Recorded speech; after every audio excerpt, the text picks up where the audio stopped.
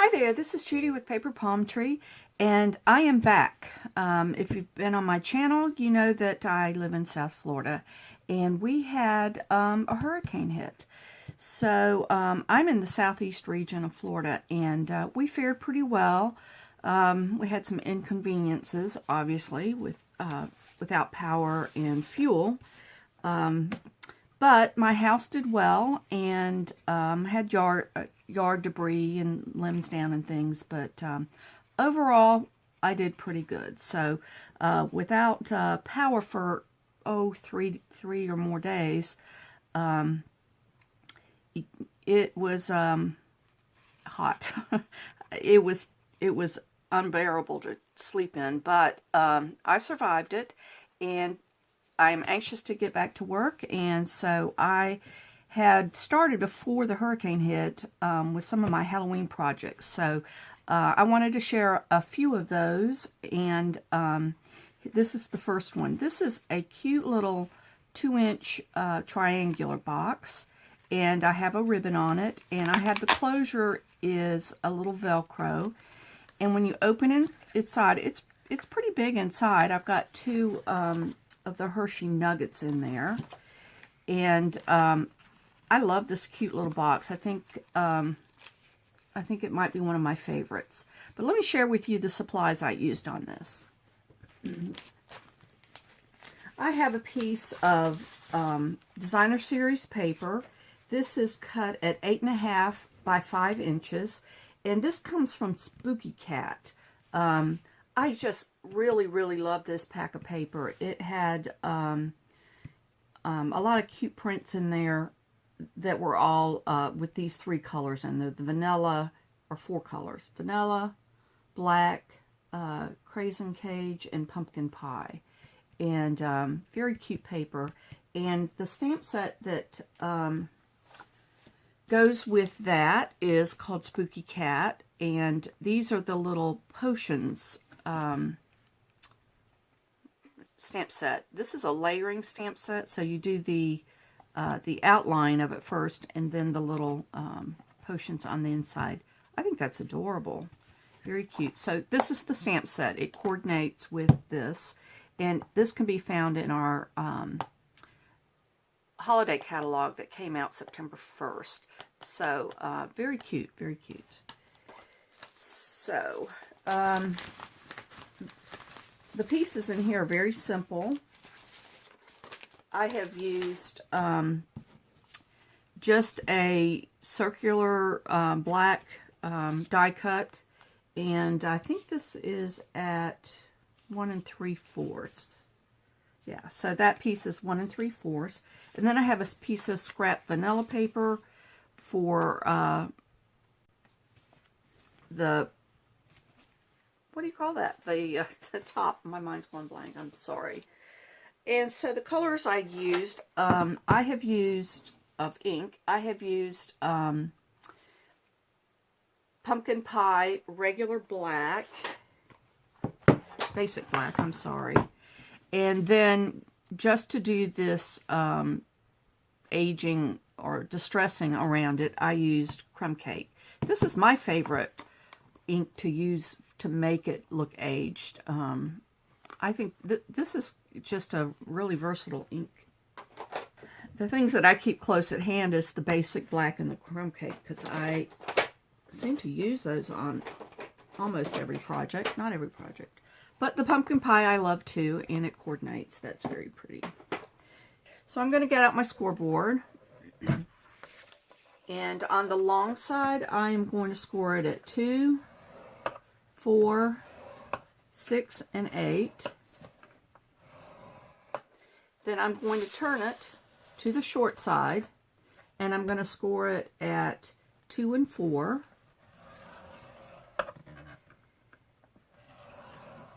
Okay, and then I'm going to turn it back to the long side, and where I have scored the shorter of the score lines up here, there's a longer one here. It's hard to see on this pattern paper, but there's a shorter one here. I'm going to turn it back up there, and where that line is, I'm going to score it at the 1 inch down to that first line, and over here at the 5 down to that first line.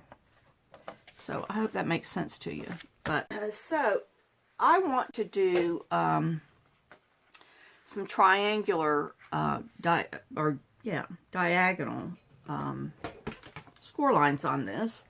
And my best way to do that was on my trimmer. And I don't use the trimmer score tool as much, but there are times like this that it is what I use to see. Okay, so let me fold that a little bit. So where that first line is going across, I have done the two short 1 inch and 5 inch score lines down to that line. So at the top of that score line right there, I'm going right in the groove of the trimmer there, and I want to line up this cross section right there. And is that lined up? That looks pretty good. And I'm going to run the score line there. This will make sense when I start showing you the cut. Wow, it's hard to see on this pattern. Let's see if I do that, if it helps. Oh, a little bit. Okay, so I'm going to line this up.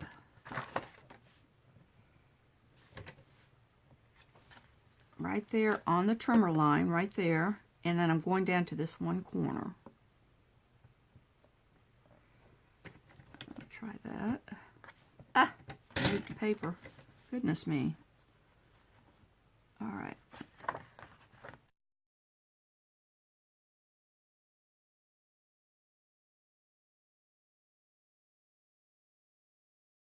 All right. Wow, that's harder than it needs to be, but all right, so where this, I know this pattern paper is hard for me to see where the score lines is, and I'm sure the camera's even harder. But where the second score line down to that horizontal line is, I'm going to do the same thing there. Try the best I can to line it up. Right there.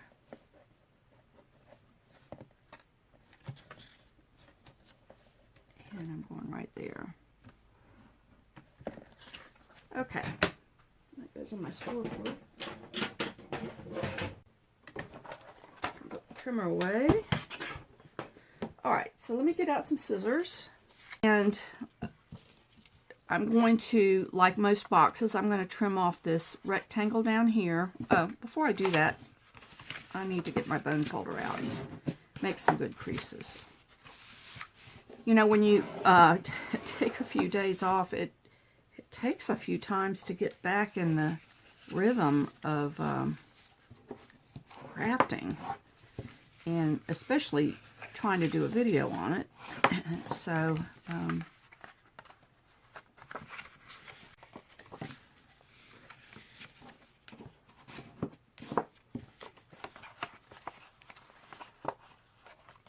but I'm safe and sound, and my family is, and that's all that matters. My poor little dog, she was so hot during the hurricane. It was just brutal. You know, if you've ever been to Florida and you know the humidity, this was ramped up humidity. That's all I can say. So I'm going to go straight up this scored line down here, and this is the tab I want to keep right here. So I'm going to do a slight wedge into it, and then I'm going to take off that small rectangle up here.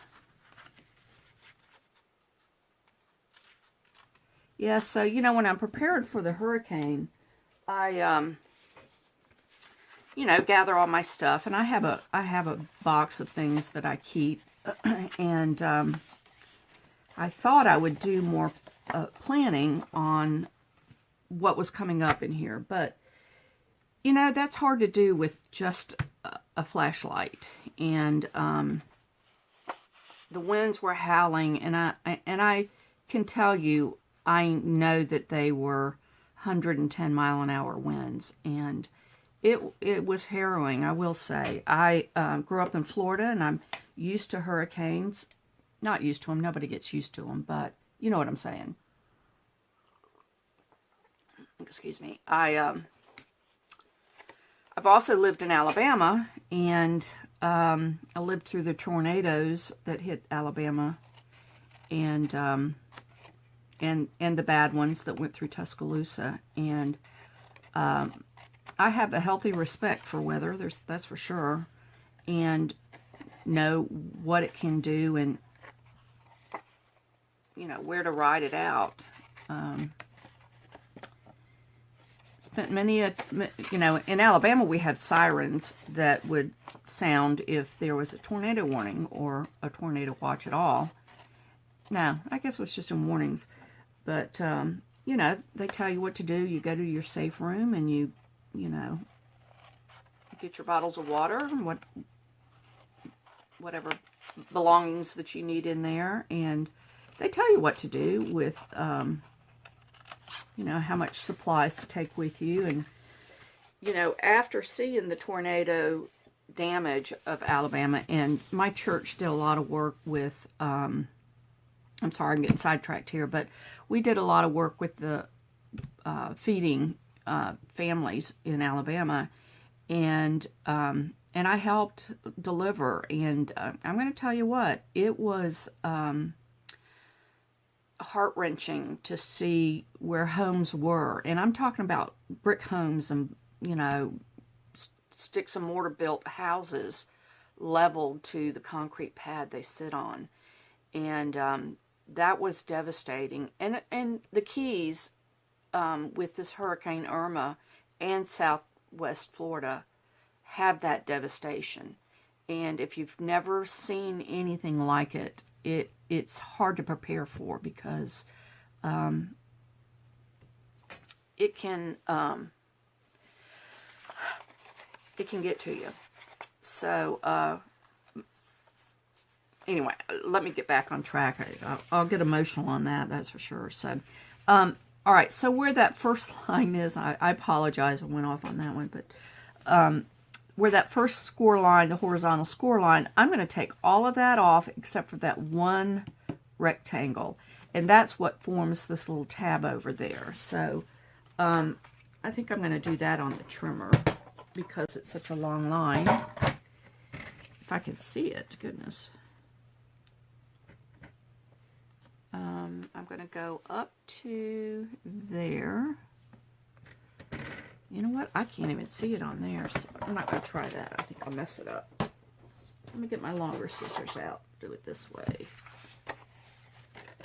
Oh, it's a little easier to see back here, so take that off. And I'm going up this line right here.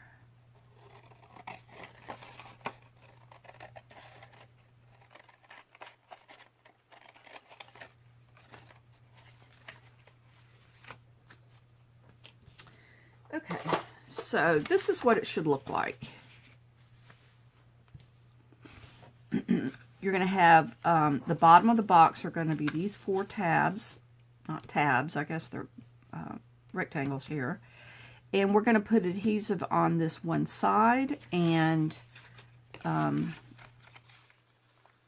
we'll put it together. So let me show you. I'm going to use some tear tape on that. It needs to be a strong tape.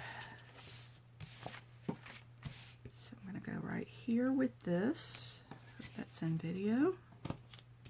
Oh, before I go any further, I need to round the top of that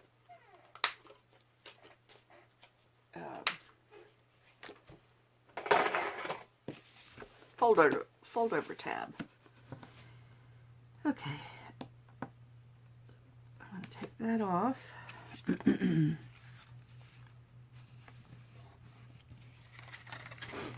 And this is going to be the front of the box, so I'm going to fold that flap in last. And these 3 tabs I need tape on.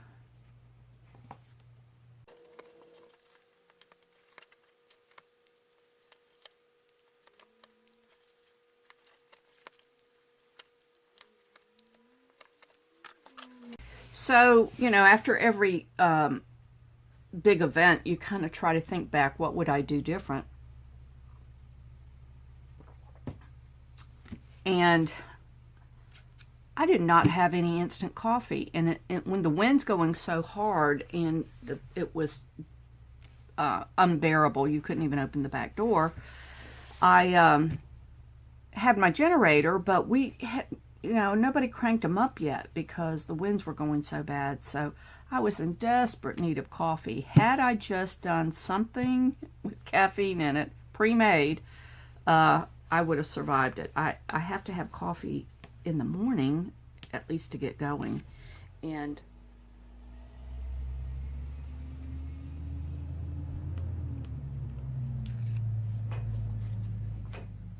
I don't know what it was.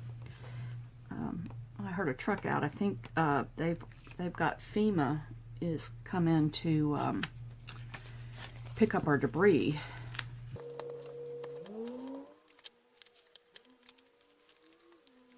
And what else would I do differently? I did have a portable small box fan that was battery operated. And you know what? I think I'm going to get a couple more of those because that really did help. Alright, so I'm going to take the bottom, fold that in, that one over, and then the last one. There we go. So where we did these diagonal lines, those will kind of fold in as you put the box together like that. Adorable. Oh, I will say, I put a Velcro closure on there, and I had to glue that. That took a little bit. So the other thing I did was I just took a regular hole punch, and this is for my little ribbon handle. Just going to go down on both sides. Right there, and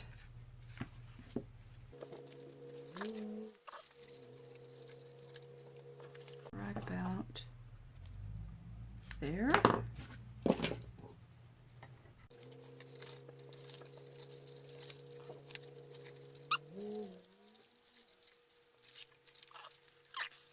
So my little Velcro, this is, the two sides of Velcro. So it doesn't take much. I'm just going to do a half deep on that, just a little bit.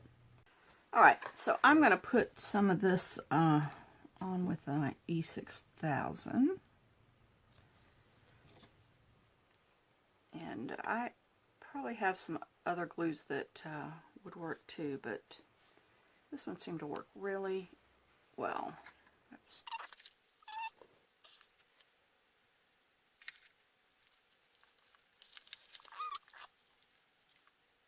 I'm going to set that aside to dry. Alright, so let me get my stamp set out. And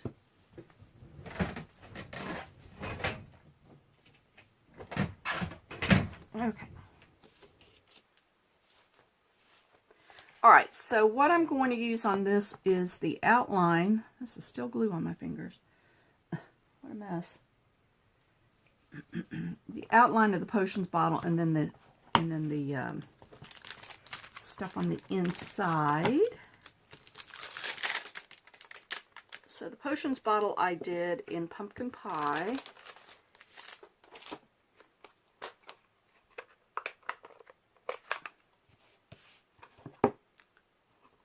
And this is just the outline.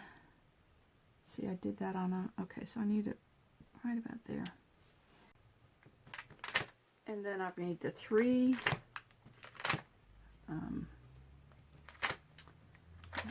the insides of the, and I'm going to do that in basic black. And I kind of just did this, one at a time. Line it up. I'm going to pull this close to me so I can see this. These layers, you have to kind of look right down on top of it. So, and here's my other one. This is the triangle. Oh, let me pull it close again. I know. There, I did better on that one.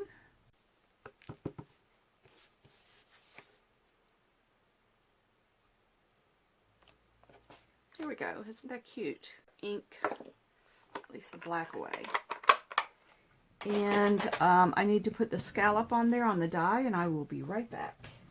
All right, I'm back, and the last thing we're going to do is take the crumb cake and a sponge, and I'm going to go around the edges of this.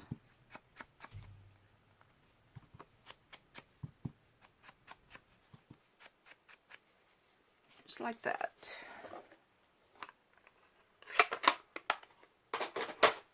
And I need to get out my dimensionals. And I'm going to pop this one up. I still have glue on my fingers. Goodness me.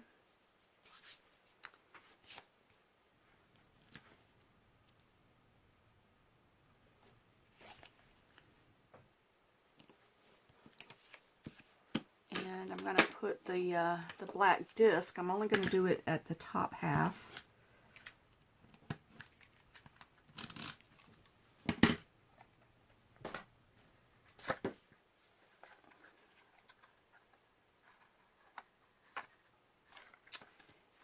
Close it. Make sure that gets on there.